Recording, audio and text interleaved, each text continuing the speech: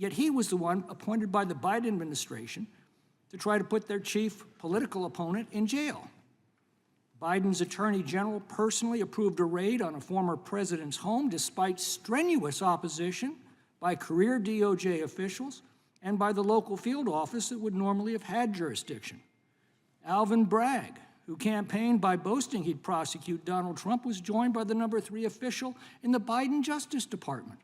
Nathan Wade, named prosecutor by his paramour, Atlanta DA, spent 8 hours consulting with the White House counsel at the White House before filing these felony charges, not to mention the multiple failed attempts by Democrats to throw Trump off the ballot. This administration, its Confederates, have broken every political norm, every civil tradition, every due process protection that shielded Americans from the convulsions suffered by banana republics. And we can now clearly see the full power of leftist lawfare. We always thought this couldn't happen here, but it has. And my question is what can be done by Congress, first of all, to close this Pandora's box and assure that it is never opened again? Mr. Bailey? I think this body has a duty to erect a wall of separation between tech and state to prevent government censorship of conservative voices on big tech social media platforms. As you pointed out, the deep state has actively suppressed information that interfered with the 2020 election.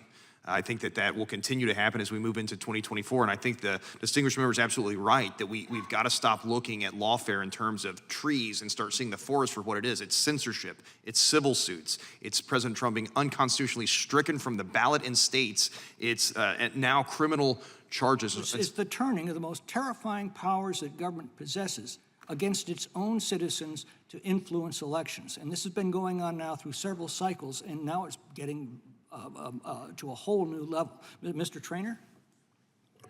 Thank you for the question.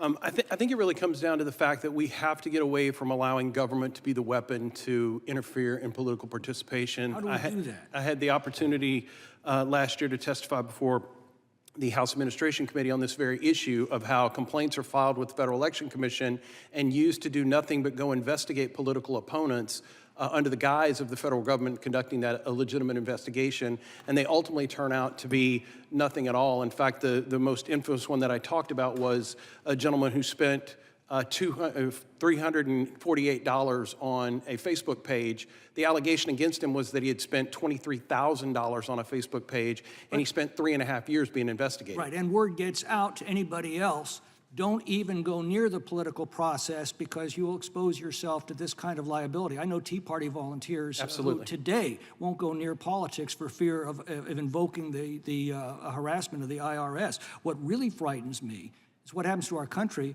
when Trump, if Trump narrowly loses the election and the case is then overturned and repudiated and exposed by the higher courts.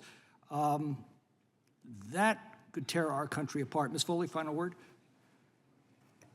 Well, I mean, I think there are a few things that at a minimum should be done. One is to defund the district attorneys and actors who engage in these nefarious acts. Two, I think the Congress needs to use its oversight authority. It has clear oversight authority under the Civil Rights Act to make sure that law is not weaponized to prevent people from exercising their First Amendment freedoms and other constitutional rights. And I think that's really a pattern that's going on today. I think there's mass intimidation through lawfare and other means to intimidate, especially those on the right, from speaking their mind, from gathering, from assembling, from protesting. I think also we're, to a certain extent, we're late to the game as conservatives and Republicans, but we have to start engaging in lawfare of our own.